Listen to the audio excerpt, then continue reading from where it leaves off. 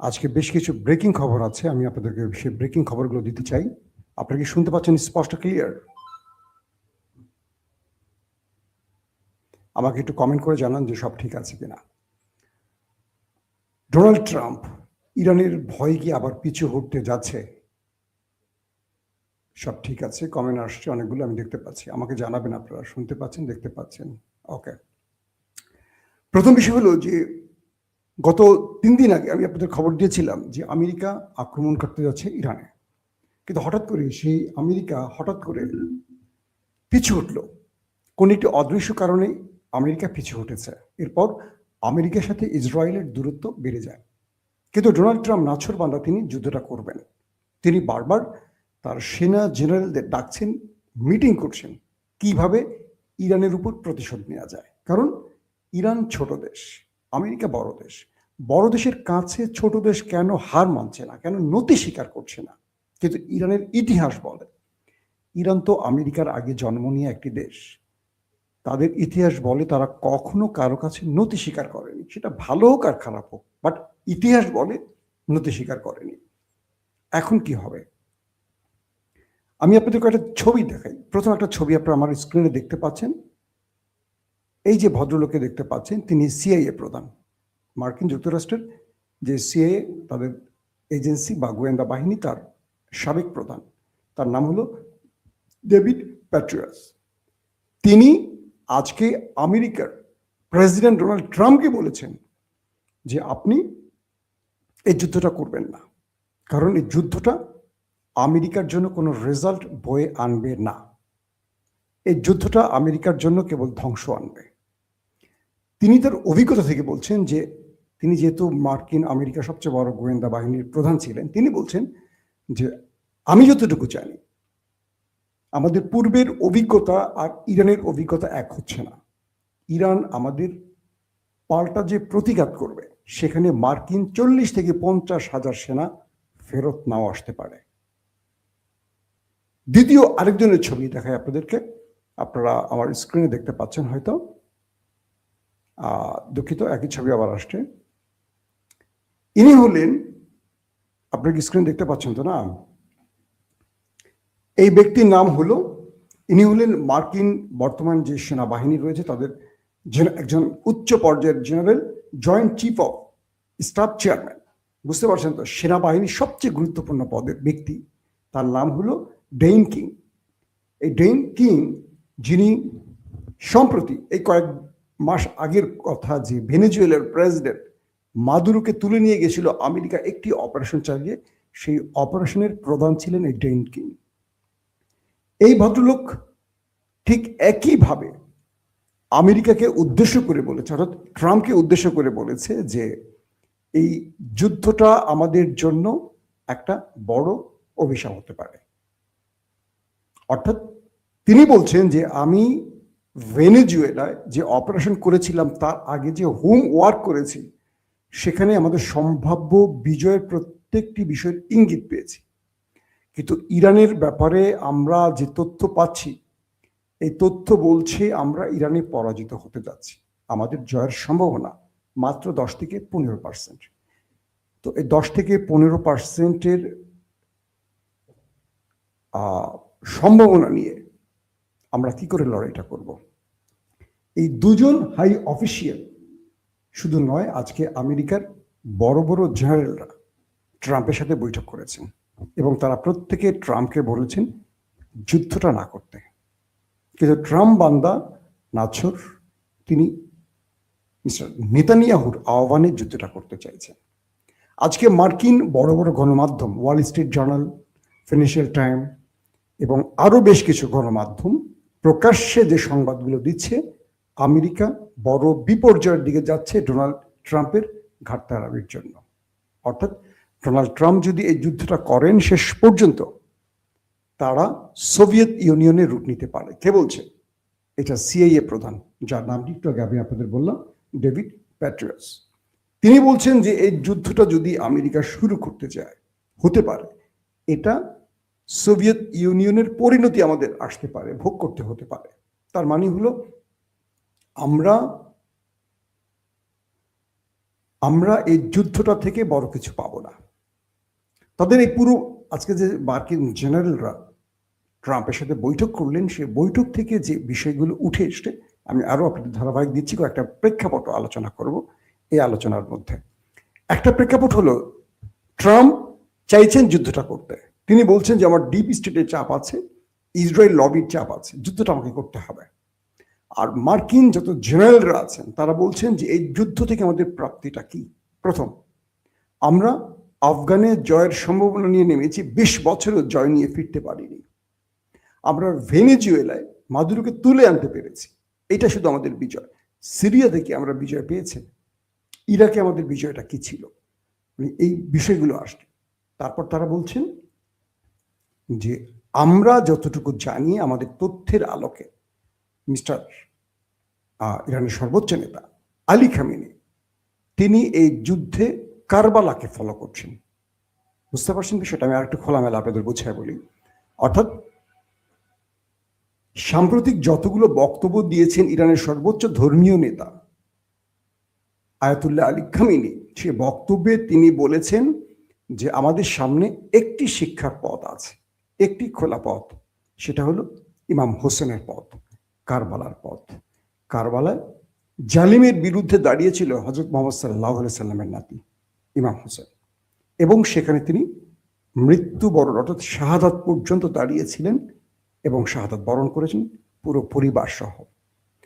Iran তারা আমেরিকার বিরুদ্ধে কারবালাকে ফলো করতে যাচ্ছে এবং কারবালার শিক্ষাটাকে বাস্তবায়ন করতে যাচ্ছে। অর্থাৎ ইরানের সামনে পথ একটাই, শাহাদাত অথবা বিজয়, এর বিকল্প কোনো পথ নেই। কিন্তু ডোনাল্ড ট্রাম্প বলছেন যে না, ইরান টিকে থাকবে না, দাঁড়িয়ে থাকবে না, তারা আমাদের আক্রমণের পর নত হবে, তারা পিছু হটবে এবং ইরানে আমরা আমাদের রেজিম চেঞ্জ ঘটিয়ে আমরা আমাদের স্বার্থ বাস্তবায়ন করব। কিন্তু ইরানের উপরে যতটুকু স্টাডি করেছে, যতটুকু গোয়েন্দা তথ্য পেয়েছে এই দুইজন, ড্যানিয়েল কিংস এবং মিস্টার কি বলবো প্যাট্রিয়াস, তারাই বক্তব্যে তাদের ধারণা দিয়েছে ট্রাম্পকে যে না, এটি ইম্পসিবল। কারণ হলো ইরান তারা আমেরিকার বিরুদ্ধে লড়াইয়ের জন্য সর্বোচ্চ প্রস্তুতি নিয়েছে এবং যতক্ষণ তারা টিকে থাকবে ততক্ষণ তারা লড়াই করবে, তারা পিছু হটবে না। এখন মিস্টার ড্রাম সাহেব কি করবেন? ডোনাল্ড ড্রাম না ট্রাম্প বলবো কোনটা, তিনি আসলে কি করবেন? আমেরিকার ডিপ স্টেট অর্থাৎ শক্তির যে বলয়টি, তারা ইসরায়েলের চাপের কারণে নতি স্বীকার করছে। পাশাপাশি আমেরিকার টপ জেনারেলরা বলছেন এই যুদ্ধটা আমেরিকার জন্য ধ্বংস ডেকে আনবে।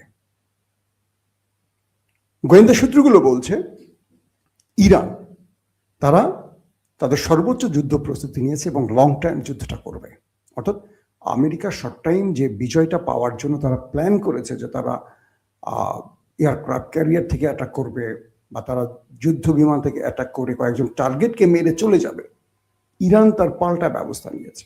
প্রত্যেকটা গুরুত্বপূর্ণ ব্যক্তি যারা আমেরিকার টার্গেট, তাদেরকে সরিয়ে ফেলা হয়েছে। বলা হচ্ছে কেউ কেউ ইরানের প্রতিবেশী দেশেও চলে যেতে পারে, চলে গেছে কিনা কনফার্ম না, চলে যেতে পারে বলা হচ্ছে আলী খামেনি, তার পরিবার এবং তিনি তার দ্বিতীয় ব্যক্তি মানে তার স্থলাভিষিক্ত যাকে করেছেন তাকে সরিয়ে ফেলা হয়েছে অন্য স্থানে। অর্থাৎ খামেনির যদি কোনো কারণে কোনো ঘটনা ঘটে, দ্বিতীয় ব্যক্তি কে হবে, তার কিছু হলে তৃতীয় ব্যক্তি কি হবে, এই ধারাবাহিকতা রক্ষা করে সেখানে দায়িত্ব অর্পণ করা হয়েছে। এটা সে মিটিং মানে মার্কিন প্রেসিডেন্টের সে বৈঠক থেকে উঠে এসছে। তার মানে তারা বলছেন ইরানের প্রস্তুতিটা হলো তারা ছাড়বে না। এখন আমেরিকা কি লং টার্ম এই যুদ্ধটা করবে? ইতিমধ্যে আমেরিকার অর্থ ব্যবস্থা কিন্তু নাজুক, আমেরিকার ভেতরে বেকারত্বের সংখ্যা বাড়ছে। এই অবস্থায় আমেরিকা এই যুদ্ধ থেকে কি নেবে? ইরানের তেল গ্যাস বিজয় পেলে তো নেবে, যদি বিজয় না পায় তখন কি হবে? এখন তারা বলছেন যে আমাদের জন্য এটা সোভিয়েত ইউনিয়নের পরিণতি আসতে পারে। সোভিয়েত যেভাবে ভেঙে টুকরো টুকরো হয়ে গেছে, আমেরিকা তার পুরো পৃথিবীতে যে তাদের যে সুপার পাওয়ার বা সুপার পাওয়ারের যে ক্ষমতাটা ধরে রেখেছে, এইটা এই ধাক্কা ইরানের সাথে লড়াইতে এটা হারিয়ে যেতে পারে। কারণ ইরানে তারা পরাজিত হলে পুরো পৃথিবীতে তারা যে শক্তিটা তৈরি করে পুরো পৃথিবী কন্ট্রোল করছে, এই কন্ট্রোল তাদের হাতছাড়া হয়ে যাবে। এখন কয়েকটা গুরুত্বপূর্ণ খবর আরো আসছে। মার্কিন যুক্তরাষ্ট্র গত 3-4 দিন আগে আক্রমণ করতে গিয়েও আক্রমণটি করে নাই কেন? এই ব্যাপারে কয়েকটি তথ্য এসছে, গোয়েন্দা তথ্য এরকম যে আমেরিকা আক্রমণ করবে যে টার্গেটগুলোতে, অর্থাৎ তারা যে টার্গেটগুলো ঠিক করেছে। প্রথম আপনাদের মনে আছে ইরান ইসরায়েলের 12 দিনের যুদ্ধে প্রথম কয়েক ঘন্টা ইরানকে একেবারে ভেঙে চুরমার করে ফেলেছিল দখলদার দেশটি। তো এবারও তারা সেই টার্গেট ঠিক করেছিল যে কোথায় কোথায় তারা টার্গেটে আক্রমণ করবে, এবং এই আক্রমণের আগে ইরানের থাকা আকাশ প্রতিরক্ষা সিস্টেম বা ইরানের প্রতিরক্ষা ব্যবস্থাকে তারা আগে অকার্যকর করার চেষ্টা করেছিল, কিন্তু তারা ইরানের সেই সিস্টেমকে অকার্যকর করতে পারেনি। অর্থাৎ ইসরায়েল যে প্রথম আক্রমণটি করেছিল সেখানে তারা ইরানের ব্যবস্থাকে অকার্যকর করেছে, কিন্তু এবার ইরানের সেই সিস্টেমকে আমেরিকা অকার্যকর করতে পারেনি, যার কারণে শেষ পর্যন্ত আক্রমণটা তারা সফল হবে না ভেবে আর করেনি।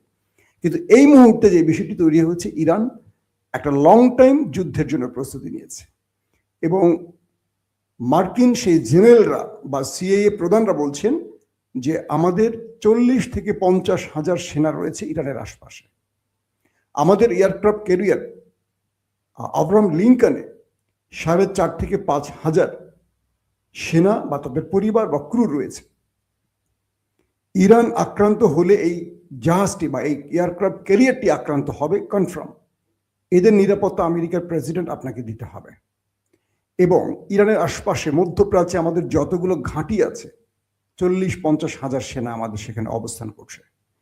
এরা কেউ কি বেঁচে ফিরতে পারবে? ইরান কি কাউকে ছাড় দেবে ইরান আক্রান্ত হলে? এই বিষয়ে আপনাকে কনফার্ম করতে হবে। আপনি যে শর্ট টাইম যুদ্ধের প্রস্তুতি নিচ্ছেন, ইরান এই শর্ট টাইম যুদ্ধে পরাজিত হবে না। এটা ভেনেজুয়েলা না, এটা ইরান। এদের ইতিহাস বল এরা পরাজিত, মানে এরা শেষ পর্যন্ত লড়াই করে। আপনারা ইরাক ইরানের যুদ্ধের কথা মনে আছে, 7-8 বছরের যুদ্ধটা চলেছে, আমেরিকার মদদ দিয়ে যুদ্ধটা হয়েছিল, কিন্তু সেই যুদ্ধে ইরান ছাড় দেয়নি।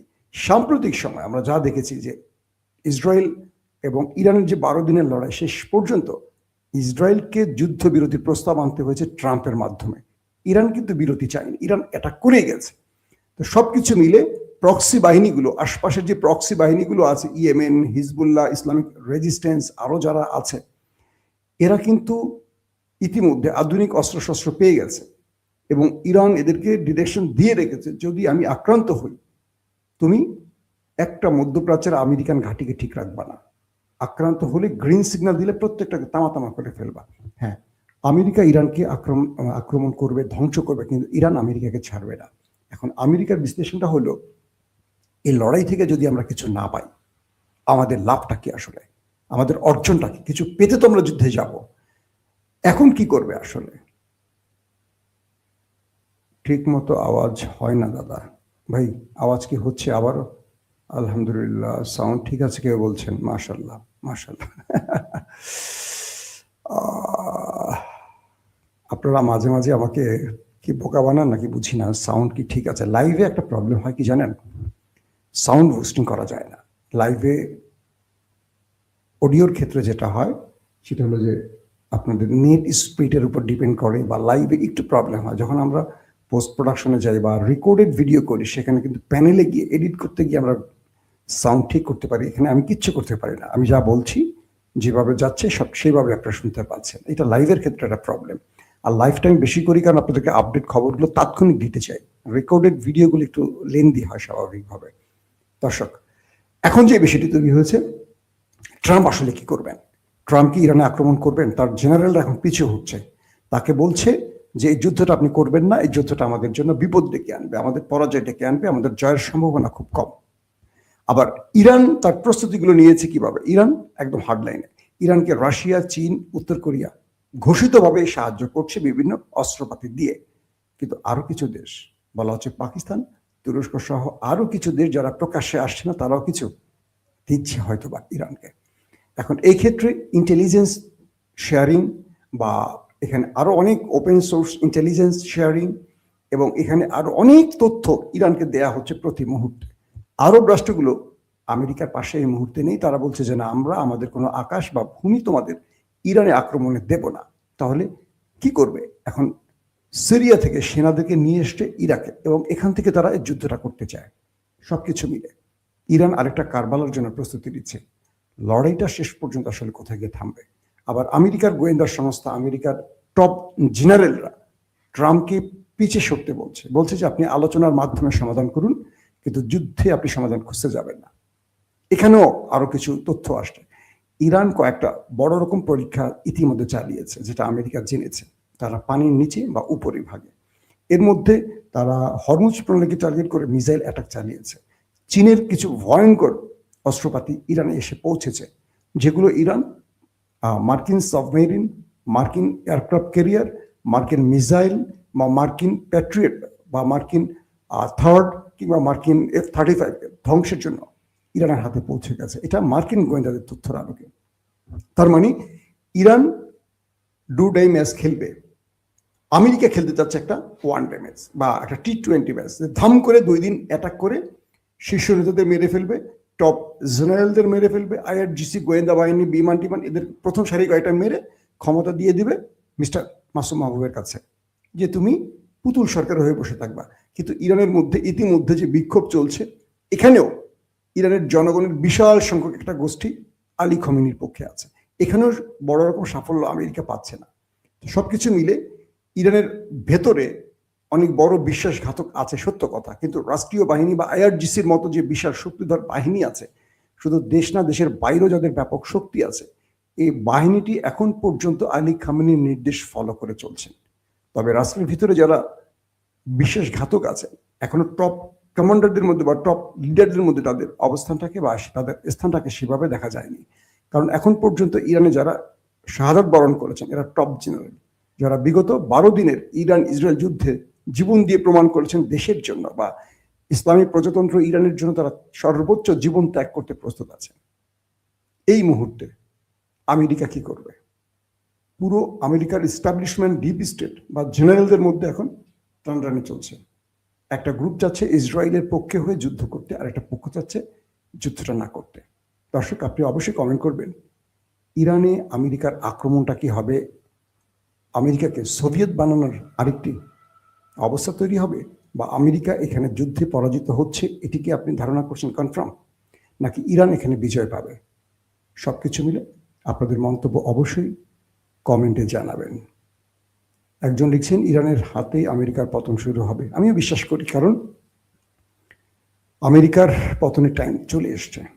তাই আমরা বলবো যুদ্ধটা বন্ধ করে শান্তির পক্ষে আমেরিকার হাঁটা উচিত। আর একটা পুচকে দখলদার দেশের ইচ্ছা অনুযায়ী আমেরিকা এত বড় বিপদ ডেকে আনা হবে তাদের জন্য সবচেয়ে বড় বিপদ। কারণ আমার অনেক বন্ধুরা আছেন যারা আগামীতে আমেরিকা যাবেন, স্বপ্ন দেখছেন বিয়ের পরে আমেরিকা যাবেন। হ্যাঁ, কত স্বপ্ন তাদের আছে। তারা যদি দেখেন যে আমেরিকার কিছু হয়ে গেছে, তাদের স্বপ্নটা নষ্ট হয়ে যাবে না? বলেন। প্রত্যেকে ভালো থাকবেন। আল্লাহ হাফেজ।